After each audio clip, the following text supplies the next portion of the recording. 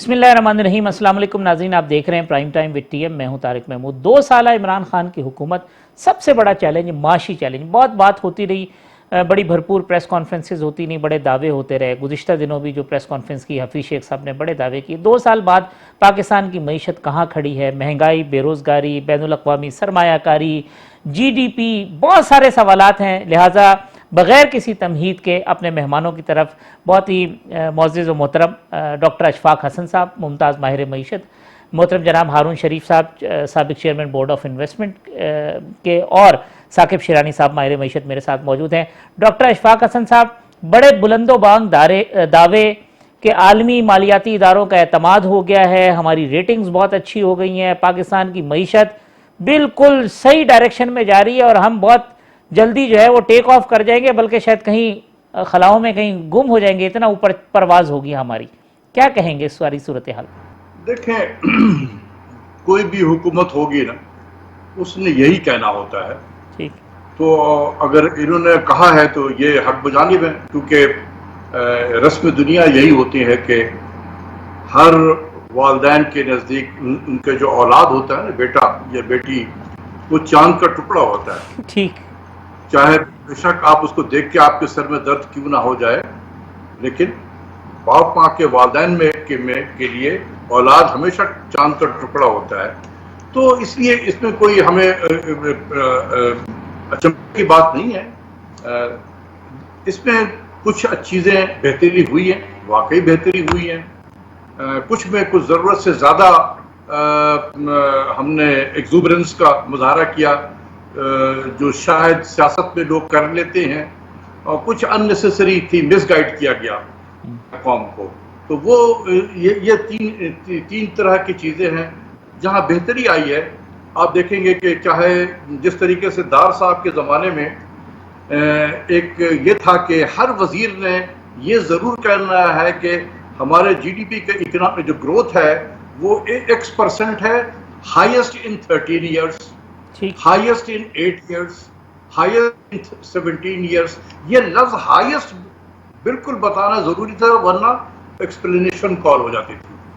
اسی طریقے سے جہاں پر آپ دیکھیں گے کہ چاہے ہر طرح کے وزیر ہو، ایک چیز کو ضرور کہا جائے گا، کرنٹ اکاؤنٹ خسارہ کم ہو گیا۔ جی بالکل، یس، بالکل کم ہوا ہے، اس میں کوئی شک نہیں ہے۔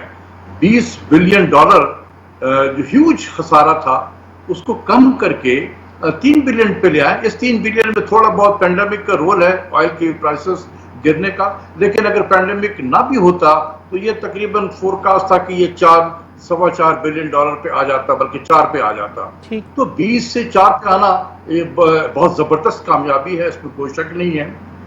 لیکن جس طریقے سے ہم نے یہ کامیابی حاصل کی ہے، وہی وبال جان بن گیا اس حکومت کے لیے، جس سے بے روزگاری بڑھی، جس سے اکنامک گروتھ سلو ڈاؤن ہو گئی، جس سے بے روزگار کے مواقع کم ہو گئے، مہنگائی ہوئی، یہ ہر طرح کے جو کاسٹ آف لیونگ پاکستان میں بڑھ گیا، یہ سب اسی کی وجہ سے۔ تو ایک چیز کو جس طریقے سے ہم نے صحیح کرنے کی کوشش کی، 10 مسائل کو جنم دے دیا ہے۔ تو جہاں تک صحیح کمی ہوئی ہے، بالکل کمی ہوئی ہے، لیکن اس نے بہت سارے مسائل جنم دیے ہیں۔ دوسری چیز یہ ہے کہ ایگزوبرنس کے جو بہت زیادہ مظاہرہ کیا گیا ہے، 2 میں صرف آئیڈینٹیفائی کروں گا۔ ایک یہ تھا کہ ریمیٹنس جولائی کے مہینے میں $2.7 بلین کے قریب آ گیا، جی، اور کہا گیا کہ دیکھیں اوہ یہ تو ہم نے کمال کر دیا جناب، جی، ابھی پہلا ہی مہینہ ہے، پاکستان سب ٹرن اراؤنڈ ہو گیا ہے۔ دیکھیں یہ کیا ہوا، پرائم منسٹر تو اکانومسٹ تو نہیں ہے، ان کے جو وزراء ہیں، خاص کر ان کے ایڈوائزر گورنر سینٹرل بینک، انہوں نے جا کے پرائم منسٹر کو مس گائیڈ کیا۔ پرائم منسٹر نے ٹویٹ کر دیا۔ ہمیں بہت افسوس ہوتا ہے کہ جب 2-3 مہینے کے بعد جب یہ ریمیٹنس گرنے لگے گا تو پھر پرائم منسٹر کیا کہیں گے اس کو۔ ٹھیک، تو ایک وزیر کو چاہیے کہ اپنے وزیر اعظم کے لیے ایمبیرسمنٹ نہ کریٹ کرے۔ دیکھیں ایک طرف وہاں مڈل ایسٹ میں جہاں تیل پیدا کرنے والے ممالک ہیں، وہاں پر تیل کی پرائز گرنے کے بعد، پینڈیمک کے بعد وہاں پر اکنامک ایکٹیویٹی گر گئی ہے، اور ہمارے ہزاروں کی تعداد میں جو ورکر ہیں وہ وہاں سے فارغ کر دیے گئے ہیں۔ ہر روز آپ دیکھتے ہوں گے کہ ہمارے جو ایڈوائزر تھے سول ایویشن کے جو ڈاکٹر معید یوسف صاحب، وہ پریس کانفرنس کر کے بتاتے تھے کہ اتنی فلائٹ جا رہی ہے، فلاں جگہ جا رہی ہے، وہاں سے اتنے ہزار ورکر ہمارے آ رہے ہیں. تو یہ وہ لوگ ہیں جو بے روزگار، وہاں سے ان کی نوکریاں ختم ہوئی ہیں، وہ اپنی سیونگ لے کر واپس آ رہے ہیں. صحیح. جتنے لوگ کام کرتے ہیں وہاں پر، وہ ایک سرٹن اماؤنٹ آف منی اپنے گھر والوں کو بھیجتے ہیں، باقی تو وہ وہیں رکھتے ہیں. اب چونکہ ان کی نوکریاں ختم ہو گئی ہیں تو وہ واپس جب پاکستان آ رہے ہیں تو اپنی سیونگ کو لے کر آ رہے ہیں. اس لیے یہ اس میں بہت زیادہ ایکسٹراڈنری انکریز ہے. ہارون شریف صاحب، یہ انویسٹمنٹ کے حوالے سے بڑے بلند و بام دعوے تھے، اور یہ تھا کہ عمران خان صاحب آ جائیں گے تو بھائی پوری دنیا سے انویسٹمنٹ یہاں آنے لگ جائے گی. آپ ہیڈ بھی کرتے رہے ہیں بورڈ آف انویسٹمنٹ کو. یہ کیا ہوا ہے 2 سال کے اندر؟ کتنی انویسٹمنٹ آئی ہے؟ ایکسپیکٹیشن کتنی تھی؟ ہوا کیا ہے اس معاملے میں؟ جی بہت شکریہ طارق صاحب. دیکھیے ہمارا جو investment to G D P کا ریشو ہے وہ تقریباً 14 سے 15% ہے، ایز کمپیئر ٹو جو ہمارے خطے کے ممالک ہیں، ٹرکی ہے، ہندوستان ہے، اس سے ہم تقریباً 10% کم ہیں. تو جب میں نے شروع کیا تھا یہ پرائم منسٹر کے ساتھ کام، اس وقت ہم نے کچھ ٹارگیٹس رکھے تھے اور ایک اسٹریٹجی بنائی تھی. تو میں بڑا کوئکلی کروں گا. اس اسٹریٹجی کا ایک حصہ تو یہ تھا کہ ہم سگنل دیں گے، ایز آف ڈوئنگ بزنس بہتر کریں گے. سو آئی ایم پلیزڈ کہ جب میں وہاں پہ تھا تو ہم نے کوئی 30 پوائنٹ کی امپروومنٹ شو کی. لیکن جو میں چیز ہائی لائٹ کرنا چاہ رہا ہوں جہاں پر ہم لوگ نہیں کر پائے اپنے پوٹینشیل کو ایکسپلوئٹ اس حکومت میں، ایک تو یہ تھا کہ جو خطے کے ممالک نے ہم سے کمٹمنٹس کی تھی اس کو ہم مٹیریلائز نہیں کر پائے. چاہے شارٹ ٹرم تھی، جیسے ابھی سعودی عرب کے ساتھ آپ نے بھی مثال دیکھی ہے، چاہے قطر کی لانگ ٹرم انٹینشنز تھی، انہوں نے 3-4 ایریاز کہے تھے، چین نے بہت کلیئر آئیڈینٹیفیکیشن کیا تھا، یو اے ای تھا. اس کی وجوہات یہ ہیں کہ جو ہمارے کچھ اسٹرکچرل ایشوز ہیں، کیپیبلٹی کے، پالیسی کے. اب دیکھیے 3-4 چیزیں ہیں جہاں پر ہمارے پاس ابھی تک، آپ ویب سائٹ پہ جائیے تو کوئی حکومت کی انویسٹر کے لیے پالیسی نہیں نظر آتی.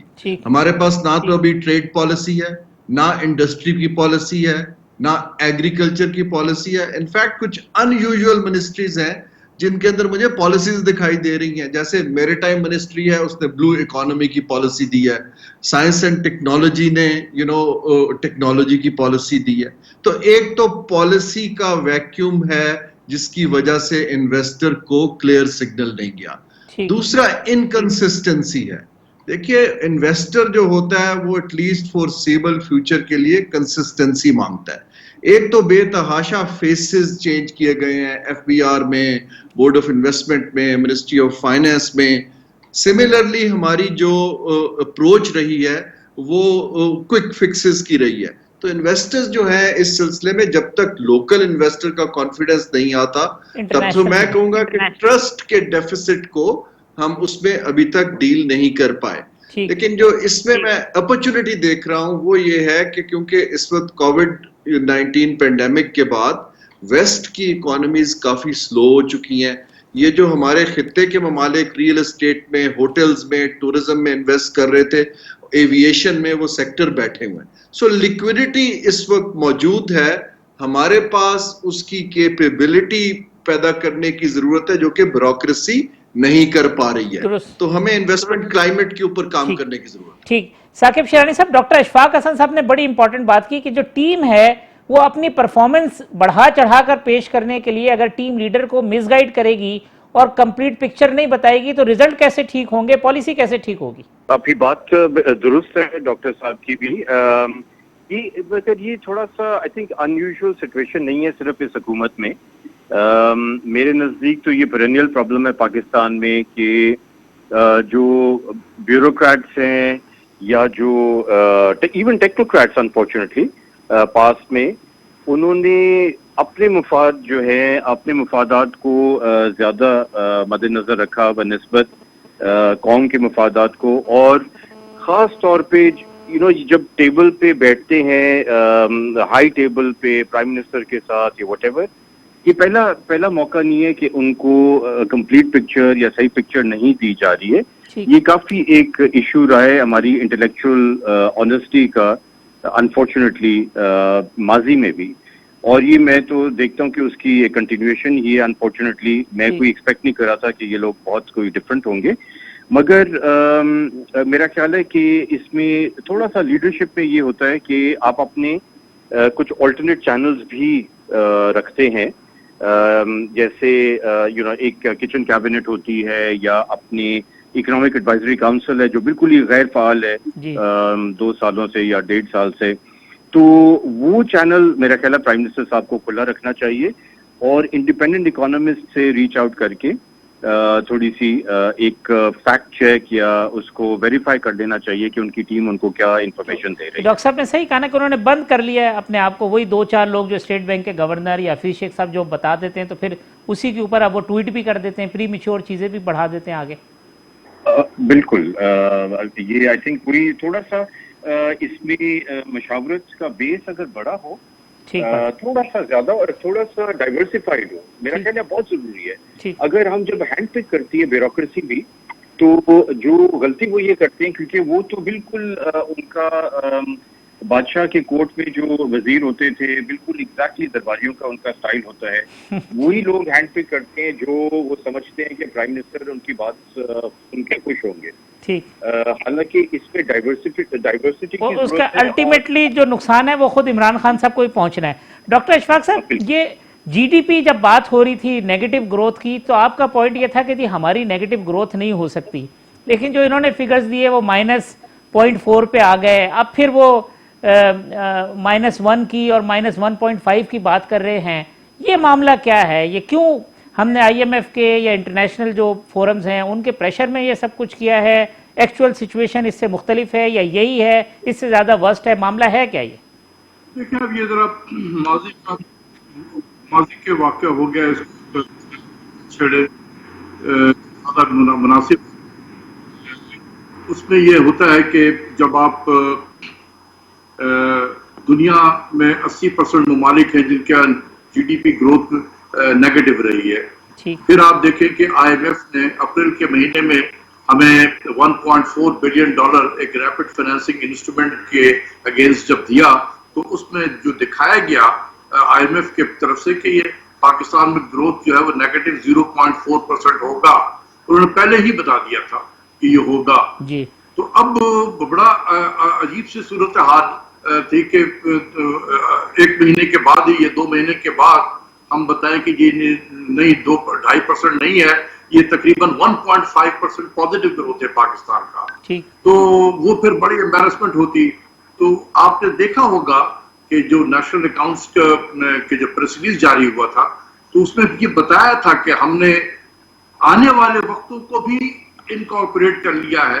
وہ ایک ہوتا ہے کہ آپ کا ججمنٹ ہے کہ آنے والا وقت جو ہے نیکسٹ 3 to 4 months وہ کس طریقے سے ہوگا, تو وہ آپ اس ججمنٹ کو اپنے اندر بلٹ ان کر لیا. اب یہ اس میں آپ کا باعث آ جاتا ہے کیونکہ وہ ایکچوئل نمبر ہوتا نہیں ہے. تو اس لیے وہ لانا وہیں پر تھا, تو وہ لے کر آ گئے وہاں پر. اور انٹرسٹنگ چیز یہ ہے کہ جو جی ڈی پی کا نمبر ایبسولوٹ نمبر جو ہے اس میں 3 سے 4 ڈیجٹ تک بالکل سملرٹی ہے, ایک ہی نمبر ہے وہ. تو اس کا مطلب وہ کافی اس کو پرموٹیشن کمبینیشن لگایا گیا ہے. تو یہ ماضی ہو گیا ہے, اب ہمیں آگے کی طرف دیکھنا چاہیے. آپ دیکھیں کہ اس وقت جو آپ تھوڑی بہت اسٹیبلٹی دیکھ رہے ہیں اس وقت, اور ایک تھوڑی سی اچھی سی فیلنگ بھی آپ کو مل رہی ہے. مت بھولیں کہ تقریباً 6-7 مہینے سے آئی ایم ایف کا پروگرام سسپینڈڈ ہے. اگر آج تھوڑی بہت آپ کو بہتری نظر آ رہی ہے تو یہ اس لیے بہتری ہے کہ آئی ایم ایف کا پروگرام سسپینڈڈ ہے. اگر یہ آئی ایم ایف کا پروگرام چل رہا ہوتا تو آپ سوچیں کہ ابھی آپ بجلی کی قیمتیں بھی بڑھائے ہوئے ہوتے, آپ گیس کی قیمت بھی بڑھا رہے ہوتے, ہو سکتا ہے کہ انٹرسٹ ریٹ کو بھی بڑھا دیتے, ہو سکتا ہے کہ فردر کرنسی کو ڈپریشیٹ کر دیتے اگر آئی ایم ایف کا پروگرام چلتا رہتا. چونکہ وہ پروگرام نہیں چل رہا ہے, سسپینڈ ہے, تو ابھی نہ بجلی کی قیمت بڑھ رہی ہے, نہ گیس کی قیمت بڑھ رہی ہے, نہ انٹرسٹ ریٹ بڑھ رہا بلکہ انٹرسٹ ریٹ کم ہوا ہے. تو اس سے ایک تھوڑی سی پازیٹیوٹی جو آپ کو نظر آ رہی ہے, یہ مرہون منت ہے IMF के प्रोग्राम के सस्पेंशन का। जिस दिन ये दोबारा रिवाइव हो गया प्रोग्राम, आप फिर देखेंगे कि हम वो उसी हाराकारी रेजिम में दाखिल हो जाएंगे। इस प्रोग्राम के जरिए से ये बताना चाहता हूँ प्राइम मिनिस्टर को कि जो आप बेहतरी देख रहे हैं, ये बेहतरी मरहून मिन्नत है IMF के प्रोग्राम के सस्पेंशन पे। ठीक डॉक्टर साहब, हारून साहब मैं एक वक्फा ले लूं, वक्फे के बाद आते हैं तो जो बात डॉक्टर अशफाक हसन साहब ने की, इसी बात को जो है हम आगे बढ़ाएंगे, इसी मौजू के ऊपर गुफ्तगू करेंगे। वक्फे के बाद आते हैं तो मेहमानों से गुफ्तगू के सिलसिले को जारी रखते हैं। वेलकम बैक नाज़रीन। डॉक्टर अशफाक हसन साहब, हारून शरीफ साहब, साकिब शिरानी साहब मेरे मेहमान हैं। हारून साहब, ये जो डॉक्टर साहब कह रहे हैं तो IMF का प्रोग्राम तो कितने अरसे तक सस्पेंड रहेगा? ये तो फिर थोड़े दिनों में जैसी अब चीज़ें खुल रही हैं वो कहेंगे चलें दोबारा शुरू सारे मामला, तो फिर उसी सिचुएशन में खड़े होंगे जिसका इशारा डॉक्टर साहब कर रहे हैं। जी, इसकी रीजन मेनली तो कोविड-19 का जो अनयूजुअल सूरत हाल थी, तो अभी हमें दिसंबर तक स्पेस मिली हुई है कि हम कोविड रिस्पांस के लिए कुछ फैसले कर सकें। ठीक, दिसंबर के बाद रिव्यू होगा कि हमने इसको आगे, अब ऑब्वियसली आप प्रोग्राम को हमेशा के लिए या लॉन्ग टर्म के लिए सस्पेंड तो नहीं रख सकते। लेकिन वो इंडिकेटर डॉक्टर साहब ने जो बताया वो कहते हैं देखे, क्योंकि डॉक्टर साहब तो उन लोगों में जो के खिलाफ थे IMF के प्रोग्राम के, तो कहते देख लें अभी हमने सस्पेंड किया तो हमारी कुछ जो हालत बेहतर है वो उस वजह से। नहीं जी, वो तो नेचुरल है, क्योंकि जब आपके पास आप रिलैक्स कर पाते हैं मॉनेटरी पॉलिसी को, हम इंटरेस्ट रेट को घटा पाए हैं, हमने कीमतें नहीं बढ़ाई हैं, तो ऑब्वियसली उसका एक मस्बत असर इकोनॉमी पे पड़ता है और सेंटिमेंट पे पड़ता है। जरूरत समर की है। देखिए, पाकिस्तान की अगर आप ग्रोथ की प्रोजेक्शंस देखें तो वो खित्ते में अगले साल सबसे कम है। मुझे उसकी बहुत वरी है। चीन की ग्रोथ, इंडिया की ग्रोथ, बांग्लादेश की ग्रोथ जी हमसे बहुत ज्यादा प्रोजेक्टेड है। हमें अपनी कंपेटिटिवनेस पे, प्रोडक्टिविटी पर और हमें सिग्नल देने की जरूरत है कि हम कुछ बड़ी स्ट्रक्चरल चेंजेस कर सकते हैं। फॉर इंस्टेंस, हमें एक दो प्राइवेटाइजेशन या स्टेट ओन्ड एंटरप्राइजेस को अभी तक डीरेगुलेट कर देना चाहिए था, ताकि दुनिया में कुछ एतमाद पैदा हो, कुछ कंपेटिटिवनेस के लिए। अब हमारे पास फिस्कल स्पेस बजट में आप देखिए, डेवलपमेंट बजट जो है उसके अंदर तो गुंजाइश यकीनन कम होनी है, क्योंकि हमारी टैक्स कलेक्शन भी कम आ रही है। तो उसकी वजह से अगर हुकूमत नहीं इन्वेस्ट कर पा रही तो हमें इस वक्त इंसेंटिव्स क्रिएट करने की जरूरत है कि हम कहीं से नॉन टैक्स मय्यज को यूटिलाइज करके रेवेन्यू बढ़ा सके, बाहर से लोगों को ला सकें। ये चीजें हैं। या जो ही हमारी ये टाइटनिंग शुरू होगी फिर से जो स्टेबलाइजेशन की, तो ऑब्वियसली उसका कभी भी ग्रोथ के ऊपर मस्बत असर नहीं पड़ता है। मैं एक पॉइंट बहुत जरूरी कहना चाह रहा हूं यहाँ पर कि देखिए, जहां पर ये प्रेशर्स हैं इस वक्त जियोपॉलिटिक्स ऐसी जा रही है कि अपॉर्चुनिटीज भी हैं। अगर तजर्बाकार लोगों को ब्यूरोक्रेसी से इंसुलेट करके कुछ प्रायोरिटीज पे लगाया जाए तो पाकिस्तान अगले 6-8 माह के अंदर कुछ ट्रांजैक्शन दिखा पाएगा। ठीक, साकिब शिरानी साहब, जो IMF का प्रोग्राम है अब उस पे क्या है, ये रीनिगोशिएट करने की भी बात हो रही थी, ये जो सस्पेंड हुआ है इससे हमें फायदा कितना हुआ है, अब आगे हमें क्या करना चाहिए इस प्रोग्राम के हवाले से?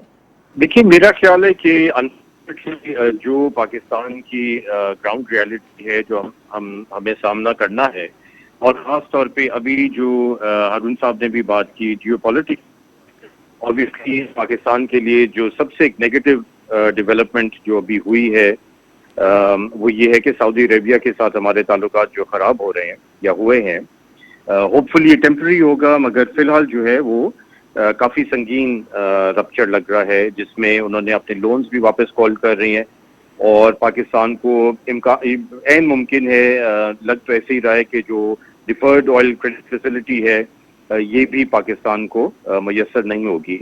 तो इन चैलेंजेस के होते हुए मेरा ख्याल अनफॉर्चुनेटली अगले 1 साल के लिए शायद प्राइम मिनिस्टर साहब के लिए कोई चॉइस ना हो इसके अलावा कि IMF का प्रोग्राम वो दोबारा बहाल करें। और मैं बिल्कुल मुत्तफिक हूँ डॉक्टर साहब से कि IMF प्रोग्राम का मतलब ही है कि इकोनॉमी दोबारा प्रेशर में आएगी, मगर अनफॉर्चुनेटली जो एक्सटर्नल फाइनेंसिंग के प्रेशर्स हैं वो IMF प्रोग्राम से रिलीव हो जाते हैं। तो एक तरफ रिलीफ मिलती है मगर इंटरनल इकोनॉमी को, डोमेस्टिक इकोनॉमी को बहुत अंडर प्रेशर ऑब्वियसली IMF का प्रोग्राम करता है।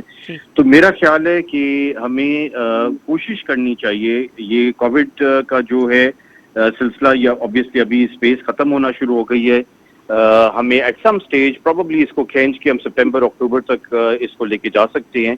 उसके बाद मेरा ख्याल है कोशिश हमें करनी चाहिए जहां तक मुमकिन हो कि IMF की जो की डिमांड्स हैं उनको अगर हम थोड़ा सा वो आगे हम स्ट्रेच करें, और उनको अगर हम क्योंकि पूरा प्रोग्राम जो है, प्रोग्राम टारगेट्स वो रीनेगोशिएट हो रहे हैं, या IMF, I don't know negotiate is the right word और नॉट, IMF की तरफ से जो है वो प्रोग्राम टारगेट्स जो हैं वो दोबारा बना के पाकिस्तान को दिए जा रहे हैं।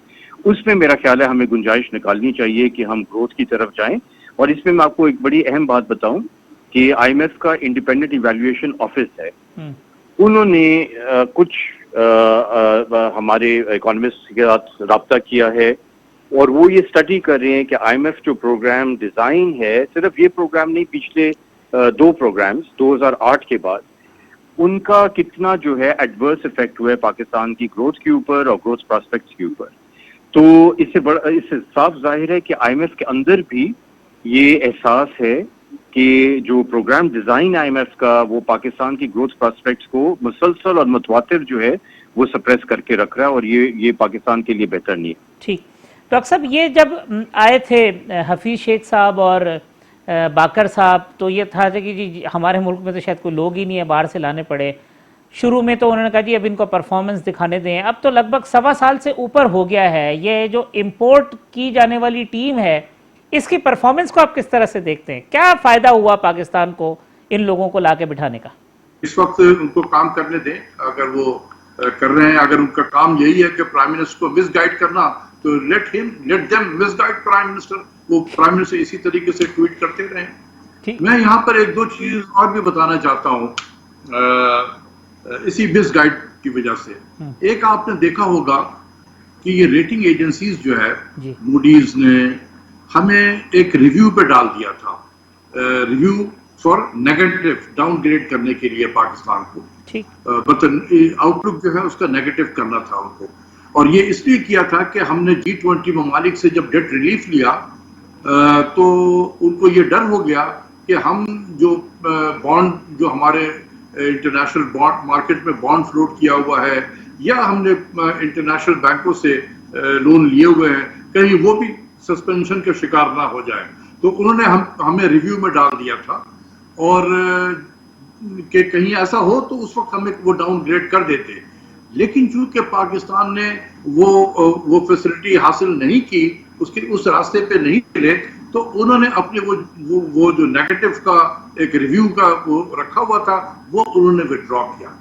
जब विड्रॉ किया तो उसको हमने ये कहा कि जी ये एतमाद की बहाली है, और ये आलमी जो फाइनेंशियल इंस्टीट्यूशंस हैं वो उनका एतमाद बहाल हो गया है, और वो स्टेबल आउटलुक है। भाई स्टेबल आउटलुक B- ये पहले भी था, रिव्यू से पहले। हमें जब रिव्यू पर डाल दिया गया था तो नेगेटिव, उसको डाउनग्रेड करने के लिए, या आप कहने के आउटलुक को हमारा नेगेटिव करना था स्टेबल से, तो उसको उन्होंने विड्रॉ किया है। सिंपली हम वहीं खड़े हैं जहां इस मूडीज के रिव्यू से, डाउनग्रेड करने वाले रिव्यू से पहले जहां थे हमने उस रेटिंग में कोई फर्क नहीं आया है। ठीक, लेकिन उसको इस तरीके से हमने किया, प्रेजेंट इस तरह से किया कि जी जैसे बहुत बड़ी कामयाबी हो गई, पर ये चीजें बाद में गले पड़ जाती हैं और एम्बैरेसमेंट होती है प्राइम मिनिस्टर के लिए। एक और छोटा सा एग्जांपल दे दूं, एक इसी पिछले माली साल में अक्टूबर या नवंबर का महीना था 2019 का, हमारा करंट अकाउंट सरप्लस हो गया। ओहो, इस कदर से कहा गया कि जी बस हम टर्न अराउंड हो गया है, करंट अकाउंट सरप्लस हो गया है। उस जमाने में जहांगीर तरीन साहब थे वह मौजूद, मैंने उनको कॉल किया, मैंने कहा खुदा का वास्ता ये प्राइम मिनिस्टर साहब को समझाएं कि इतना ज्यादा ना करें, ये बाद में एम्बैरेसमेंट होगी, अगले महीने ये नेगेटिव में चला जाएगा, फिर क्या करेंगे आप? सही। तो उन्होंने फिर वक्ती तौर पे चीजों होगा, हारून क्या शाह होता है कि ये मिसगाइड करते हैं प्राइम मिनिस्टर को। ठीक, एक और मामला ये FATF रिलेटेड है। अगले जो चंद माह हैं उसमें पाकिस्तान की इकोनॉमी और ये जो FATF का मामला, हमने काफ़ी सारी चीज़ें, उनकी डिमांड्स पूरी की हैं, इस सूरत हाल को किस तरह से देख रहे हैं? دیکھیے یہ ہمارا جو ہے نا ڈپینڈنس آن ملٹی لیٹرل اداروں کے اوپر، ایک تو لانگ ٹرم میں ہمیں اس کی کسی اسٹریٹجی کی ضرورت ہے کیونکہ ہم بہت زیادہ ڈپینڈنٹ ہیں. ٹھیک. جہاں تک ایف اے ٹی ایف کا تعلق ہے، انفارچونیٹلی اس کو پچھلے 1-2 سالوں میں ایک تو خاصی پولیٹیسائز انٹرنیشنلی کر دیا گیا، صحیح. امریکہ کی طرف سے بھی، ہندوستان کی طرف سے بھی. لیکن اس کا ہمیں فائدہ بھی ہوا کہ ہم نے جو بہت سے کام ہمارے لیے اپنے بہتر تھے، قانون بنانے تھے، اپنی سمت درست کرنی تھی، ہم نے اس میں کام بھی کیے. لیکن ابھی تک ہمارے اوپر دیکھیے، آپ کو یہ بہت ضروری سوچنے کی چیز ہے، نہ صرف ایف اے ٹی ایف میں بلکہ ہم جو بھی ایکسٹرنل امداد لیتے ہیں، جی. اگر فیصلے سیاسی یا جیو پولیٹیکل لینز میں ہوں گے تو وہ دیرپا نہیں ہوں گے. اگر یہ فیصلے ہم اپنے انٹرنل انٹرسٹ کو سامنے رکھ کے کریں گے، اب میں آپ کو مثال دیتا ہوں. جیسے ثاقب صاحب نے کہا کہ سعودی عرب سے تعلقات آج کل ٹینس ہو رہے ہیں.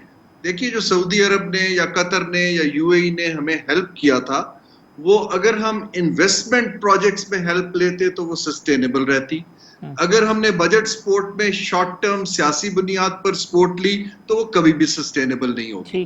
تو ایف اے ٹی ایف میں جو ہمارا ہے وہ ابھی تک we are not out of the danger zone. ابھی امریکہ کا انٹرسٹ کیونکہ اس وقت افغانستان کی ڈیل میں پاکستان کے ساتھ ہے، تو اس لیے ہمیں ریلیف رہے گا جب تک افغانستان پیس پروسیس چلتا رہے گا.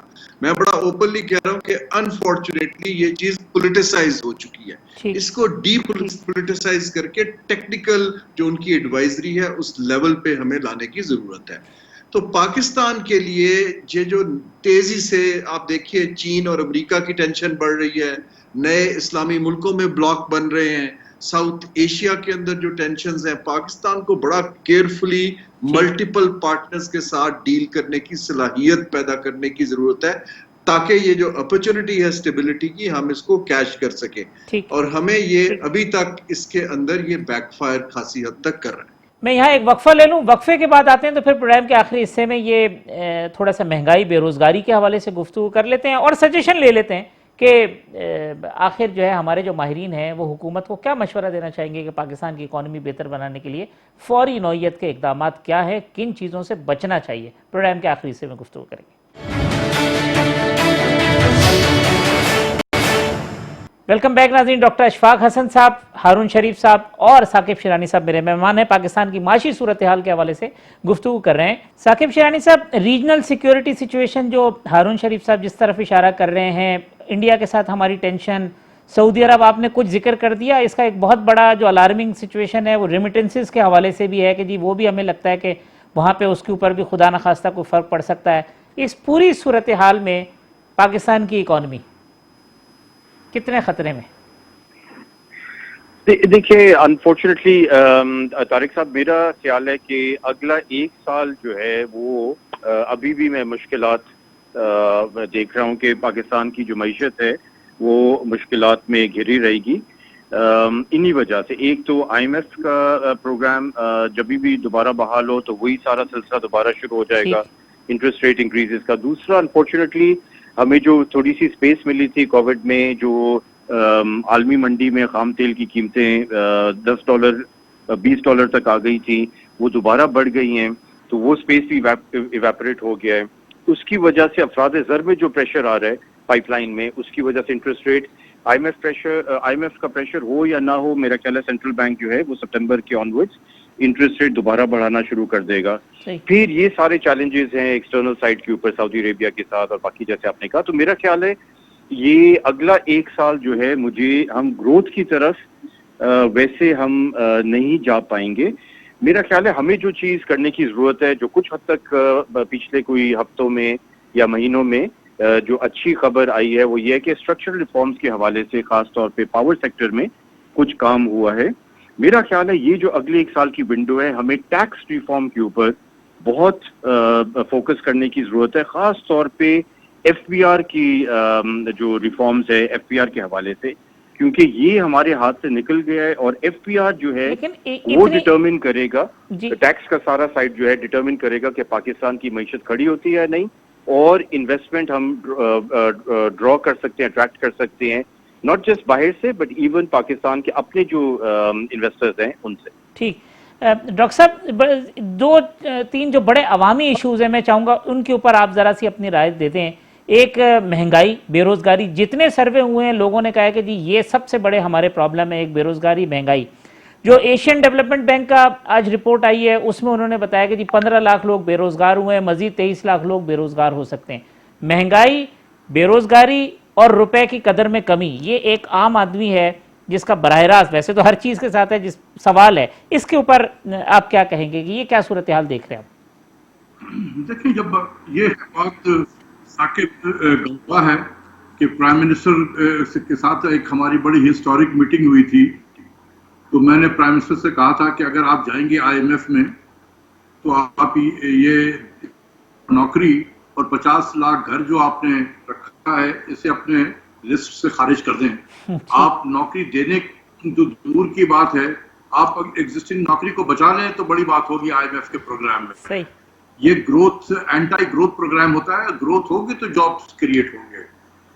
تو یہی ہے. اگر بے روزگاری بڑھی ہے تو دیکھیں یہ تو ایک اکنامکس کا جو بھی اسٹوڈنٹ ہوگا وہ اس کو یہ کوئی راکٹ سائنس نہیں ہے کہ جب آپ کی اکنامک گروتھ پچھلے 2 سال کا اگر ایوریج لے لے تو یہ آلموسٹ 1% سے بھی کم ہے. تو ہماری آبادی بڑھ رہی ہے 2% سے زیادہ. اگر گروتھ آپ کی 1% سے کم ہے تو آپ بتائیں کہ کہاں سے ہم تو، ہماری تو جو ایوریج لیونگ اسٹینڈرڈ ہے پر کیپٹا انکم وہ کم ہو گیا ہے. ہم آن ایوریج پاکستانی جو ہیں وہ غریب ہو چکے ہیں. تو اس میں سے بے روزگاری بالکل بڑھی ہے اور یہ ایکسپیکٹڈ تھا. دیکھیے اس میں ایک سلور لائننگ بھی ہے، اور سلور لائننگ یہ ہے کہ کنسٹرکشن سے ریلیٹڈ جو اقدامات کیے ہیں گورنمنٹ نے میرے نزدیک بہت زبردست ہیں یہ. اور ایک ہوپ ہے کہ اس کنسٹرکشن کی ریوائول کی وجہ سے بہت ساری انڈسٹریز ہماری ریوائیو ہو جائیں گی اور اس میں لوگوں کو نوکریاں بھی مل سکتی ہیں. تو جو آج بے روزگار ہو گئے ہیں شاید وہ واپس آ جائیں. اور یا جو 23 لاکھ انہوں نے کہا ہے ایشین ڈیولپمنٹ بینک نے کہ بے روزگار ہو جائیں گے تو شاید ہم اس کو بچا لیں. تو یہ کنسٹرکشن جو ہے ایک میرے نزدیک بہت امپورٹنٹ ہے اور یہ ہو سکتا ہے کہ پاکستان کی اگلے 1-2 سالوں میں ریوائول میں یہ بہت بڑا کنٹریبیوشن کریٹ کرے. دوسری چیز یہ حکومت کے لیے میں بتانا چاہتا ہوں کہ ابھی میں دیکھ رہا ہوں کہ ایک بہت زیادہ ایکزوبرنس کا مظاہرہ ہو رہا ہے ہر طرف میں. ہمیں امپورٹ کی طرف نظر بہت گہری رکھنے کی ضرورت ہے. امپورٹ، ہمارا گاڑیوں کا امپورٹ اور اس قسم کے لگژری آئٹمس کے امپورٹ دوبارہ بڑھنے شروع ہو گئے. ٹھیک. تو ہمیں اس وقت ڈالر بچانے کی ضرورت ہے. A dollar save is dollar earn. میں گورنمنٹ سے کہوں گا کہ آپ ایک selective import, aggressive import compression policy adopt کریں ان آئٹمز کا جس کے بغیر پاکستانی زندہ رہ سکتا ہے، اس کو روکیں، اس پہ ڈالر ضائع نہ کریں، ورنہ یہ بیلنس آف پیمنٹ کا پھر کھڑا ہو جائے گا. یہ ثاقب نے صحیح کہا کہ یہ جو ہمیں کہا تھا $3.2 بلین ڈیفرڈ پیمنٹ پہ، یہ شاید اب نہ ملے. شاید کی بات کر رہا ہوں میں، نہ ملے. دوسری چیز ہے کہ آئل کی قیمتیں بڑھنی شروع ہو رہی ہیں تو ہم کہیں واپس جو ہے وہ اب 12, 13, 14 بلین ڈالر کرنٹ اکاؤنٹ کی طرف موو نہ کرنا شروع کر دیں.